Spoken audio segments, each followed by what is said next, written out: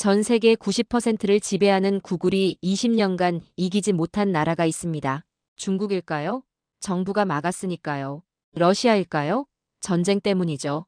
그런데 자유경쟁에서 공정한 시장에서 구글과 맞서 싸우는 나라가 딱 하나 있어요. 혹시 예측되는 나라가 있으세요? 정답은 바로 여러분이 살고 있는 대한민국입니다. 더 충격적인 건 이제 전 세계가 우리를 따라하기 시작했다는 거예요. 1960년 1인당 국민소득 79달러 최빈국에서 시작해서 어떻게 구글도 무릎 꿇게 만들었을까요? 이 기적적인 이야기 시작해 보겠습니다. 안녕하세요.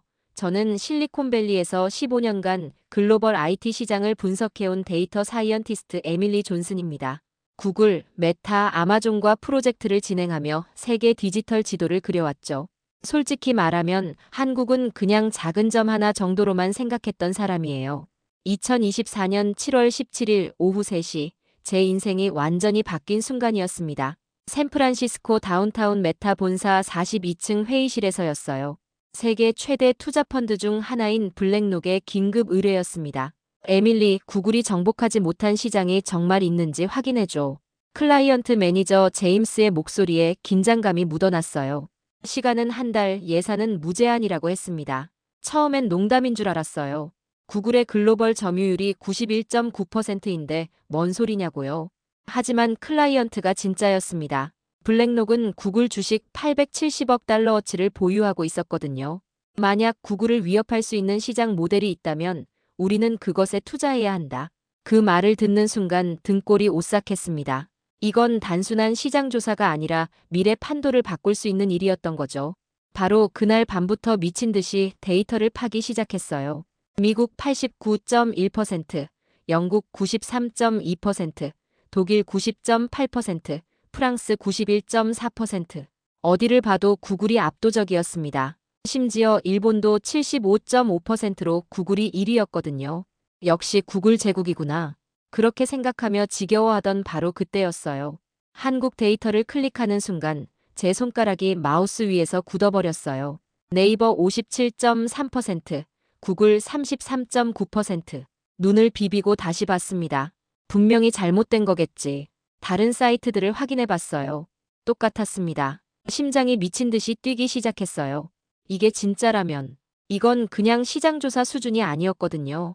20조 달러 기업 구글이 20년째 2위라니요? 더 놀라운 건 추세였습니다. 2015년부터 2024년까지 10년간 데이터를 뽑아보니 2020년에 구글이 네이버를 거의 따라잡을 뻔했다가 다시 격차가 벌어지고 있었어요. 네이버가 58%에서 50%대로 떨어졌다가 다시 57%로 올라온 거예요. 구글의 온갖 노력에도 불구하고 말이죠. 그날 밤 잠을 한숨도 못 잤어요. 창밖으로 보이는 구글 본사 네온사인이 무색하게 느껴졌습니다. 구글이 한국에만 연간 투입하는 마케팅 비용이 500억 원이 넘는데 왜 20년째 2위일까? 혹시 언어 문제? 아니에요. 일본도 독특한 문자를 쓰지만 구글이 1위거든요. 정부 규제. 한국은 자유시장 경제국이에요. 그럼 도대체 뭔가? 다음 날 아침 블랙록 담당자에게 전화를 걸었습니다. 손이 떨렸어요. 찾았습니다. 하지만 이건 단순한 시장이 아니에요. 에밀리, 정확히 조사하려면 얼마나 걸릴 것 같나? 한 달은 있어야 할 것 같아요. 그 순간 제 인생의 가장 큰 모험이 시작된 거였습니다. 한국이라는 미지의 땅에서 20조 달러 기업도 무릎 꿇게 만든 비밀을 찾아야 했거든요. 과연 그 답을 찾을 수 있을까? 불안과 기대가 교차하는 밤이었어요. 인천공항에 발을 디딘 순간부터 충격의 연속이었습니다. 입국 심사를 기다리는 줄에서 벌써 뭔가 이상했어요. 정말 모든 사람이 똑같은 초록색 앱을 보고 있었거든요. 70대 할아버지 옆에서 20대 대학생이 똑같은 화면을 보고 있는 거예요. 실리콘밸리에서는 절대 볼 수 없는 광경이었어요. 미국은 세대별로 완전히 다른 플랫폼을 써요. 10대는 틱톡, 20, 30대는 인스타그램, 40대 이상은 페이스북. 그런데 한국은 공항 라운지에서 커피를 마시며 주변을 관찰했어요. 정말 소름 끼치는 일이 벌어지고 있었습니다. 할머니 한 분이 스마트폰으로 뭔가를 열심히 보고 계시더라고요. 살짝 봤는데 네이버 뉴스였어요. 바로 옆에 앉은 고등학생도 네이버였습니다. 그 옆 직장인도, 그 옆 주부도. 마치 전 국민이 하나의 디지털 DNA를 가진 것처럼 보였어요. 더 놀라운 건 검색 행동이었어요. 한 대학생이 부산 여행 코스를 검색하는 걸 봤는데 구글이 아니라 네이버를 열더라고요. 그것도 단순 검색이 아니라 동시에 블로그 3개, 카페 2개를 확인하고 있었어요. 이상하다. 정말 이상해. 공항버스를 타고 서울로 가는 길에 옆자리 아저씨와 대화를 나누게 됐어요. 한국 사람들이 구글보다 네이버를 많이 쓰는 이유를 물어봤는데 그분이 해주신 답변이 인상적이었어요. 네이버가 훨씬 편해요. 모르는 게 있으면 지식인에 물어보면 진짜 경험한 사람들이 자세히 답해주거든요. 그 말을 듣는 순간 번개가 머리를 친 것 같았어요. 이건 단순한 검색 엔진 선호도 문제가 아니라 완전히 다른 철학의 문제였던 거예요. 호텔에 체크인한 후 본격적인 실험을 시작했습니다. 현지 IT 업계 지인의 도움을 받아 직접 비교 테스트를 해봤어요. 한국에서 카페 창업할 때 실제 후기를 검색해봤습니다. 구글 결과는 예상대로였어요. 소상공인진흥공단 홈페이지, 창업 가이드라인, 법률 정보, 정부 지원 정책. 정확하긴 하지만 뭔가 차가웠습니다. 하지만 네이버 지식인에서는 완전히 다른 세상이 펼쳐져 있었어요. 첫 번째 답변부터 충격이었어요. 실제 카페 창업 실패 경험자의 솔직한 고백이었습니다. 저 작년에 홍대에서 카페 창업했다가 6개월 만에 망했어요. 구체적인 숫자까지 공개하고 있었어요. 월세 300만 원, 재료비 월 180만 원, 인건비 월 250만 원. 그런데 매출은 월 평균 650만 원에 불과했다고 하더라고요. 실패 이유도 적나라하게 털어놓았습니다. 유동인구만 보고 입점했는데 고정 고객이 없어서 망했거든요. 만약 하시려면 고정 고객을 먼저 확보하세요. 두 번째 답변도 마찬가지였어요. 카페 사장 3년 차라는 분이 성공 노하우까지 공개하고 있었습니다. 원두 공급업체는 최소 3군데는 비교해보세요. 가격 차이가 30%까지 나요. 실제 경험자들의 진솔하고 구체적인 조언들이 넘쳐났습니다. 성공담이 아니라 실패담까지 실제 숫자까지 공개하면서 후배들을 도와주고 있었던 거예요. 이게 바로 차이점이구나. 그 순간 첫 번째 깨달음이 왔습니다. 구글은 알고리즘이 선별한 정보를 주지만 네이버는 사람이 사람에게 전하는 경험담을 줍니다. 완전히 다른 철학이었던 거예요. 하지만 여전히 의문이 남았어요. 왜 한국 사람들은 이런 방식을 선호하는 걸까? 그 답을 찾기 위해 더 깊이 들어가야 했습니다. 둘째 날 오전 9시 지하철 2호선 강남역에서 홍대 입구역까지 가는 길에 두 번째 충격을 받았습니다. 지하철 문이 열리자마자 보인 광경에 입이 떡 벌어졌어요. 모든 사람이 노란색 앱을 들고 있었거든요.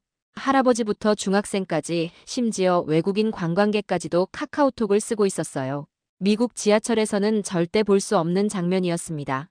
우리는 아이메시지, 왓츠앱, 인스타그램 DM, 디스코드, 슬랙, 용도별로 완전히 다른 메신저를 씁니다. 직장에서는 슬랙, 가족과는 아이메시지, 친구들과는 인스타그램. 이런 식으로요. 그런데 한국은 카카오톡 하나로 모든 소통이 이루어지고 있었어요. 정말 경악할 일이었습니다. 더 놀라운 건 사용 패턴이었어요. 옆자리에 앉은 30대 직장인을 유심히 봤는데 동시에 14개의 채팅방을 오가고 있더라고요. 한국어라 무슨 내용인지는 모르겠지만 정말 신기했습니다. 홍대 입구역에서 내려서 카카오 판교 본사로 향했습니다. 사용자 경험팀 팀장 이동훈 씨와 약속이 있었거든요. 반갑습니다. 카카오에 관심을 가져주셔서 감사해요. 솔직히 말하면 이해가 안 되는 부분이 많아서 왔어요.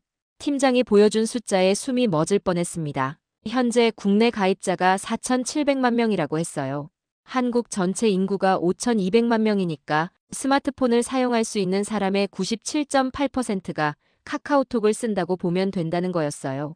97.8%라고요? 정말요? 네, 정말이에요. 이건 통계학적으로 거의 불가능한 수치였어요. 미국에서 가장 널리 쓰이는 아이메시지도 60% 정도잖아요. 개발팀 리더 김성민 씨가 자신의 폰을 보여줬는데 정말 기가 막혔어요. 무려 28개의 단체 채팅방에 속해 있었거든요. 이게 저희 일상이에요. 가족방, 친척방, 회사 전체방, 부서방, 프로젝트방, 아파트 입주민방, 자녀 학급 학부모방, 동네 축구 모임방, 대학 동기방, 고등학교 동창방, 군대 전후방. 모든 사회적 관계가 카카오톡으로 연결되어 있었어요. 그럼 각 방마다 다른 톤으로 대화하시는 거네요? 당연하죠. 가족방에서는 편하게 쓰고, 친구방에서는 반말하고, 회사방에서는 업무용 존댓말 쓰고, 자연스럽게 바뀐다고 했어요. 그때 깨달음이 왔어요. 카카오톡이 단순한 메신저가 아니라 한국인의 모든 사회적 정체성을 관리하는 디지털 사회 인프라구나. 그런데 이게 어떻게 가능한 거죠? 미국에서는 상상할 수 없는 일이에요. 사회학을 전공한 연구원 박지은 씨가 설명해 줬어요. 서구는 개인주의 문화라서 일관된 하나의 자아를 추구해요. 하지만 한국은 관계 중심 문화라서 상황과 관계에 따라 자아를 유연하게 조정한다는 거였어요. 유교 문화의 영향이라고 했어요. 집에서는 아들, 회사에서는 직원, 친구들 사이에서는 장난꾸러기. 이런 식으로요. 그러니까 카카오톡이 그런 문화적 특성에 완벽하게 맞아떨어진 거군요. 정확해요. 서구식 메신저들은 하나의 자아, 하나의 정체성을 전제로 만들어집니다. 하지만 카카오톡은 여러 관계, 여러 정체성을 전제로 설계됐어요. 그 순간 소름이 돋았어요. 이건 단순한 앱의 차이가 아니라 문명관의 차이였던 거예요. 퇴근 시간에 다시 지하철을 탔는데 이번엔 완전히 다른 시각으로 보였어요. 사람들이 카카오톡을 하는 게 아니라 카카오톡으로 자신의 모든 사회적 관계를 실시간으로 관리하고 있었던 거였거든요. 이게 바로 한국 모델의 핵심이구나. 셋째 날 한국 콘텐츠진흥원을 방문했을 때 들은 이야기는 제 세계관을 완전히 뒤흔들었습니다. 디지털 정책팀 과장 최현우 씨가 보여준 첫 번째 슬라이드를 보는 순간 온몸에 소름이 돋았어요. 1960년 대한민국의 1인당 국민소득이 79달러였습니다. 79달러요? 정말요? 네, 진짜예요. 당시 아프리카 가나가 134달러였으니까 한국은 정말 절망적인 최빈국이었다고 했어요. 심지어 북한이 83달러였다고 하더라고요. 상상이 안 됐어요. 지금 한국의 1인당 국민소득이 3만 달러가 넘는데 60년 전에는 79달러였다니 380배가 넘게 성장한 거잖아요. 그런데 어떻게 이런 기적이 가능했을까요? 바로 이것 때문입니다. 화면에 떠오른 건 한국의 위기 극복 연대기였어요. 그런데 여기서 놀라운 패턴을 발견했습니다. 1997년 11월 21일 IMF 외환위기가 터진 날이에요. 그날 한국은 정말 망할 뻔했어요. 국가 부도 직전까지 갔죠. GDP가 전년 대비 5.8% 급락하고 실업률이 2.6%에서 7%까지 치솟았어요. 대기업들이 줄줄이 무너졌습니다. 대우그룹, 한보그룹, 진로그룹, 재벌 순위 상위권 기업들이 하나씩 사라져갔어요. 모든 사람들이 절망했어요. 이제 한국은 끝났다고 생각했죠. 그런데 바로 그때 믿을 수 없는 일이 일어났어요. 1999년 절망의 한복판에서 네이버가 탄생했습니다. 1998년 코스닥이 개장되면서 벤처 붐이 폭발한 거였어요. 절망적인 현실 앞에서 젊은 개발자들이 오히려 더 과감한 도전을 시작했던 거죠. 위기의 순간에 오히려 혁신이 터진 거네요. 맞아요. 그게 첫 번째가 아니에요. 2008년 글로벌 금융위기 때도 마찬가지였어요. 2008년 9월 15일 리먼 브라더스 파산으로 전 세계 경제가 얼어붙었어요. 세계 GDP가 마이너스 성장을 기록했죠. 그런데 한국에서는 2010년 3월 카카오톡이 출시됐어요. 스마트폰 혁명에 대비한 거였죠. 2020년 코로나19 팬데믹 때도 마찬가지였어요. 전 세계가 봉쇄됐을 때 배달의 민족, 쿠팡이 급성장했다고 했어요. 정말 소름 끼치는 패턴이었어요. 위기 때마다 오히려 더 과감한 혁신에 도전하는 거예요. 한국은 위기를 기회로 바꾸는 특별한 DNA를 가지고 있어요. 다른 나라들은 위기 때 보수적으로 변하는데 한국은 오히려 더 공격적으로 혁신을 추진한다는 거였어요. 네이버 창립 멤버 중 한 분인 한성숙 전 대표를 만날 기회가 있었어요. 그분이 들려준 1999년 당시 이야기가 정말 생생했습니다. 그때 정말 절박했어요. 나라 전체가 무너지는 상황에서 우리까지 무너질 순 없었거든요. 당시 사무실 사진을 보여주셨는데 충격을 받았어요. 컴퓨터 옆에 침낭이 놓여 있었거든요. 하루 평균 18시간씩 일하셨다고 해요. 주말도 명절도 없이 사무실에서 잠자는 날이 집에서 잠자는 날보다 많았다고 하더라고요. 야후 코리아가 이미 시장에 있었잖아요. 어떻게 이길 생각을 하셨어요? 우리는 야후를 이기려고 하지 않았어요. 오직 한국 사람들이 정말 원하는 서비스만 만드는데 집중했다는 거였어요. 한국어 검색의 특성, 한국인의 정보 소비 패턴, 한국 문화에 맞는 커뮤니티 기능. 글로벌 기업들이 전 세계에 똑같은 서비스를 제공할 때 네이버는 오직 한국만을 위한 서비스를 만들었던 거죠. 지식인 서비스도 그런 맥락에서 나온 거였어요. 한국 사람들은 딱딱한 정보보다 경험담을 좋아한다는 걸 알고 있었다는 거였어요. 서로 도와주려는 문화, 후배를 챙기려는 문화. 이런 한국적 정서를 디지털로 구현한 게 바로 지식인이었던 거죠. 그 순간 깨달았어요. 한국의 IT 기업들이 성공한 건 기술력만으로는 설명이 안 되는구나. 5천년 역사와 문화가 디지털 시대와 만나면서 완전히 새로운 서비스를 만들어낸 거였어요. 일주일 후 정말 놀라운 사실을 발견했습니다. 제가 한국에서 목격하고 있는 일들이 이미 실리콘밸리의 핫 이슈가 되어 있었던 거예요. 밤 11시 펠로엘토에 있는 동료들과 긴급 화상회의를 했어요. 페이스북 프로덕트 매니저 사라가 충격적인 소식을 알려줬어요. 요즘 메타 경영진 회의에서 매일 나오는 얘기가 바로 한국 모델을 어떻게 벤치마킹할 것인가야. 구글 동료 존도 비슷한 상황이라고 했어요. 구글이 최근 검색에 추가한 토론 탭이 완전히 네이버 지식인 모델을 벤치마킹한 거라고 하더라고요. 정말 놀라운 건 이게 미국만의 얘기가 아니었다는 거였어요. 전 세계 테크 기업들이 한국에 주목하고 있었거든요. 메타의 통합 플랫폼 전략은 완전히 카카오톡 모델이야. 메신저에서 시작해서 결제, 쇼핑, 게임까지 한 앱에서 처리하려는 전략 말이죠. 베트남 잔로는 2019년 7천만 명에서 2024년 1억 3천만 명으로 86% 성장했는데 공개적으로 카카오톡을 벤치마킹했다고 발표했어요. 인도네시아의 고젝도 마찬가지였어요. 오토바이 택시 앱에서 시작해서 음식 배달, 전자결제, 쇼핑까지 확장하는 전략. 완전히 카카오 모델이었어요. 가장 놀라운 건 중국이었어요. 위챗의 성공 스토리를 파보니까 2011년 출시 당시부터 카카오톡의 모든 기능을 하나씩 벤치마킹했더라고요. 그룹 채팅, 이모티콘, 모바일 게임, 전자결제, 심지어 UI 디자인까지요. 지금 위챗 사용자가 13억 명이잖아. 이 성공의 뿌리가 카카오톡 모델이었던 거네. 학계 반응도 뜨거웠어요. 하버드 비즈니스 스쿨에서 발표한 케이스 스터디 제목이 슈퍼앱의 미래 한국에서 배우는 플랫폼 혁신이었어요. 스탠포드에는 아예 한국형 디지털 혁신 강의가 신설됐고요. 투자 트렌드는 더욱 극적이었어요. 2024년 기준 실리콘밸리 벤처캐피털이 한국형 모델을 표방하는 스타트업에 투자한 금액이 전년 대비 340% 증가했다고 해요. 블룸버그 기자 마크 거먼과 전화 인터뷰를 했는데 그가 한 말이 정말 인상적이었어요. 지난 20년간 모든 혁신이 실리콘밸리에서 나왔어. 구글, 페이스북, 아마존, 애플. 하지만 지금은 다르다니까. 아시아, 특히 한국에서 완전히 새로운 패러다임이 나오고 있어. 뉴욕타임스도 2024년 특집 기사에서 한국이 디지털 문명의 새로운 길을 제시하고 있다고 보도했어요. 정말 시대가 바뀐 거네요. 20년 전에는 한국이 실리콘밸리를 따라했는데 사라가 말했어요.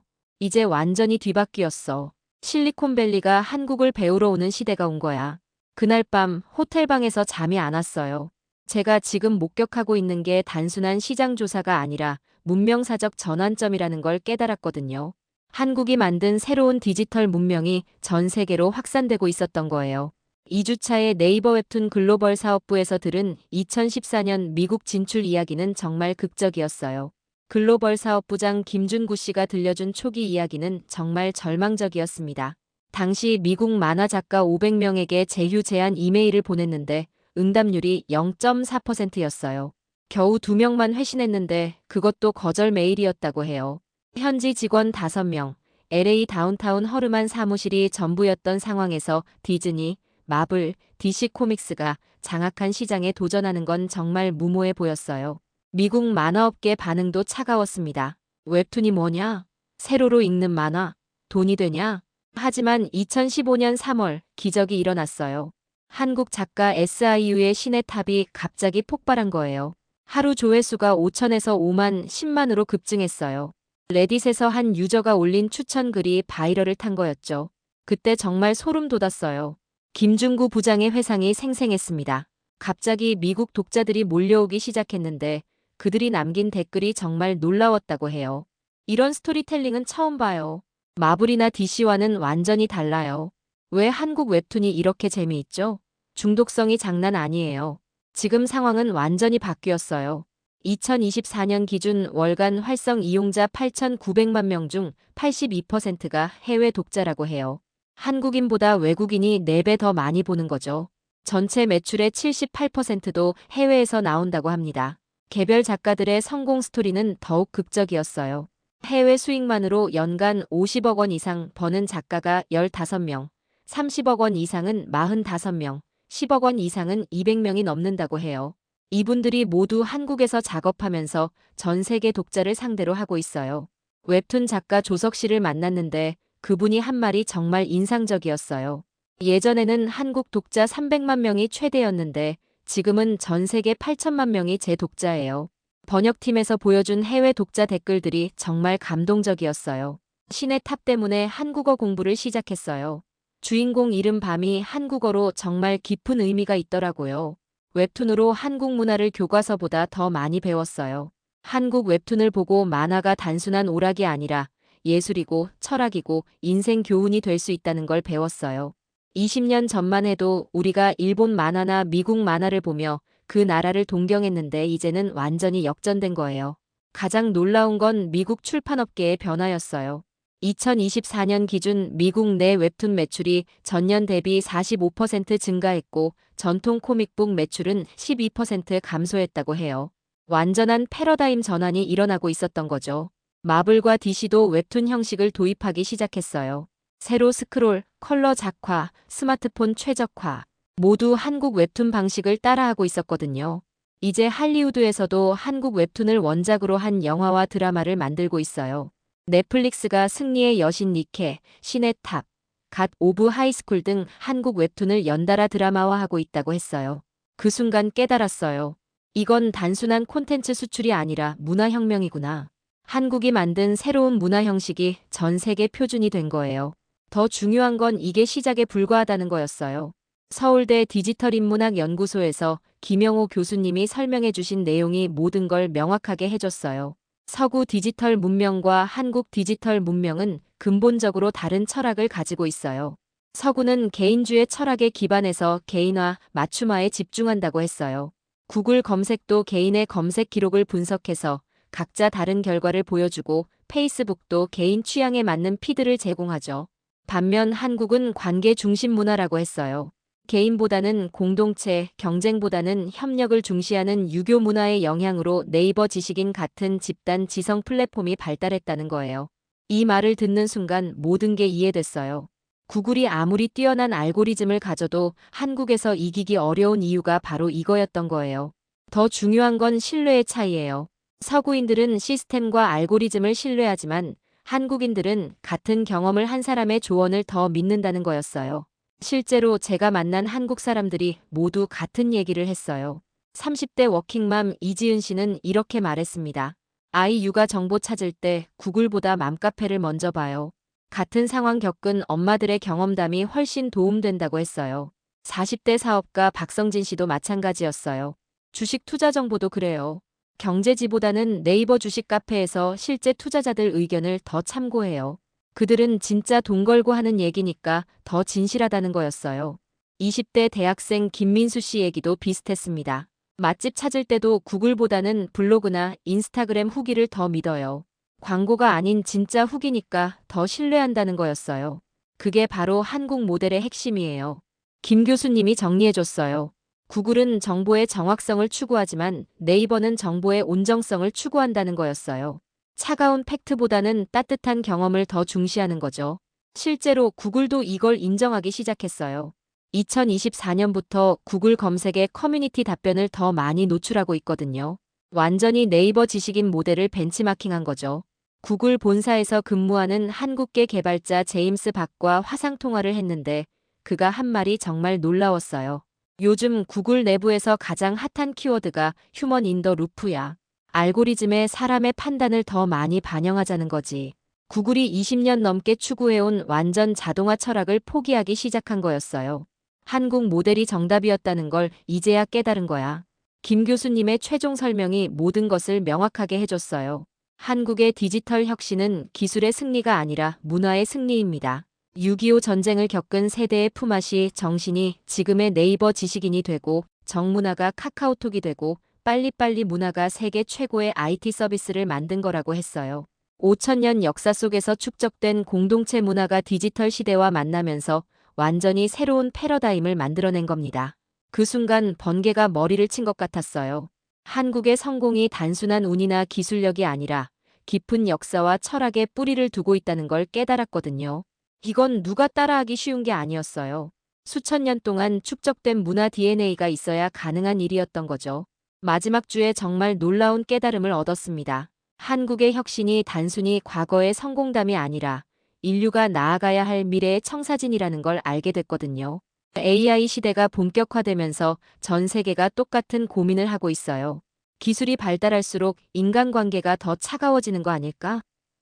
구글의 알고리즘이 아무리 정확해도 뭔가 기계적이고 챗GPT가 아무리 똑똑해도 진짜 사람 같지는 않잖아요. 하지만 한국 모델은 완전히 달랐어요. 그래서 구글도 변화하고 있었어요. 2024년 12월부터 구글 검색의 토론 탭을 새로 만들어서 커뮤니티 답변을 메인에 노출하기 시작했거든요. 10년 넘게 알고리즘만 믿던 구글이 드디어 사람의 목소리에 귀를 기울이기 시작한 거예요. 하지만 한국은 이미 그들보다 10년 앞서 있었어요. 네이버 페이로 결제하고 네이버 쇼핑으로 물건 사고 네이버 블로그로 후기 쓰고 이 모든 게 하나의 생태계 안에서 자연스럽게 연결되어 있거든요. 카카오는 더 나아가서 메타버스까지 연결하고 있어요. 카카오 VX라는 가상현실 플랫폼에서도 기존 카카오톡 친구들과 그대로 만날 수 있어요. 현실과 가상의 경계를 허무는 거죠. 22살 대학생 최영민 씨와 나눈 대화가 특히 인상적이었어요. 우리는 글로벌하면서도 로컬해요. 세계 트렌드는 틱톡으로 보고 한국 맛집 정보는 네이버로 찾고 친구들과는 카카오톡으로 소통한다고 했어요. 각각 다 필요한 거라고 하더라고요. 외국 친구들도 카카오톡 깔아서 저희랑 채팅해요. 훨씬 편하다면서요. 이게 바로 한국 모델의 진화된 형태였어요.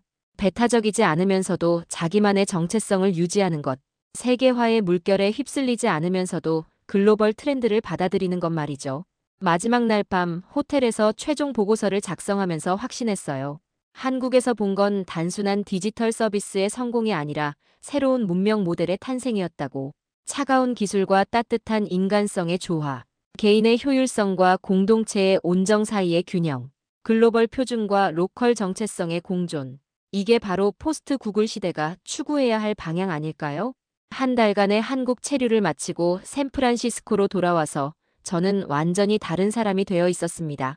처음에는 구글이 유일하게 이기지 못하는 시장을 분석하러 왔는데 결국 인류 디지털 문명의 새로운 가능성을 발견하고 돌아간 거였어요.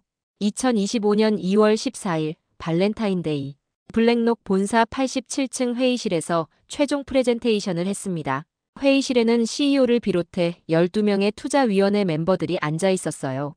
제 손이 떨렸습니다. 여러분, 지난 한 달간 한국에서 목격한 것은 단순한 시장 현상이 아닙니다.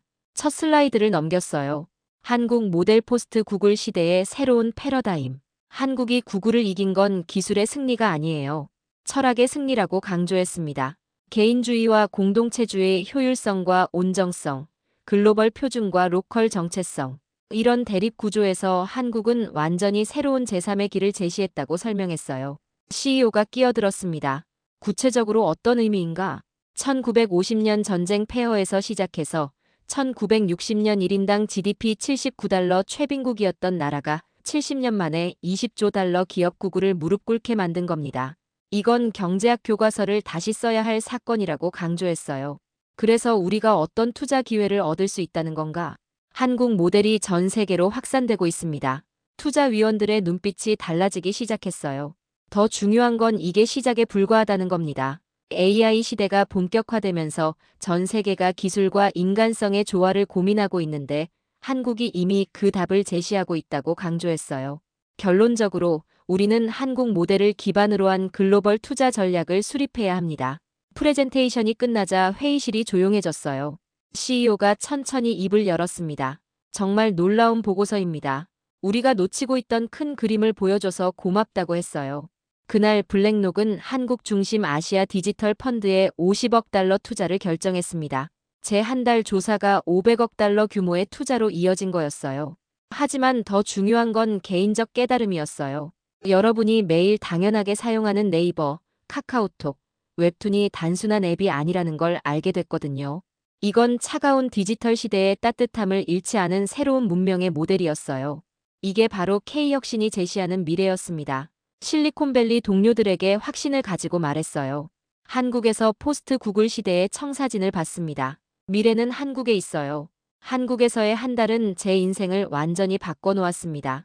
냉정한 데이터 분석가였던 제가 이제는 한국 문화의 깊이와 디지털 혁신의 철학을 이해하는 사람이 됐거든요. 여러분 한 분 한 분이 바로 이 역사적 변화의 주인공들입니다. 여러분이 네이버에서 누군가의 질문에 친절하게 답변해 줄 때, 카카오톡으로 멀리 있는 가족과 따뜻한 마음을 나눌 때, 웹툰을 보고 작가님께 응원 댓글을 달 때, 그 모든 순간들이 새로운 디지털 문명을 만들어가고 있어요. 우리가 당연하게 여기는 소소한 일상들이 전 세계를 바꾸고 있습니다. K디지털 문화가 차가운 기술 시대의 따뜻한 인간성을 지키는 새로운 길을 보여주고 있어요. 한국의 이런 자랑스러운 혁신 이야기가 더 궁금하시다면 구독과 좋아요 꼭 눌러주세요. 여러분의 뜨거운 댓글로 이 감동을 함께 나눠주시고 우리가 함께 써내려가는 새로운 역사를 계속 지켜봐 주세요. 한국이 보여준 기적은 아직 시작에 불과합니다. 앞으로도 K혁신이 인류의 미래를 더 따뜻하고 연결된 세상으로 이끌어갈 테니까요. 전 세계가 주목하는 대한민국의 놀라운 이야기 함께 만들어가요. 대한민국 파이팅! 시청해주셔서 감사합니다.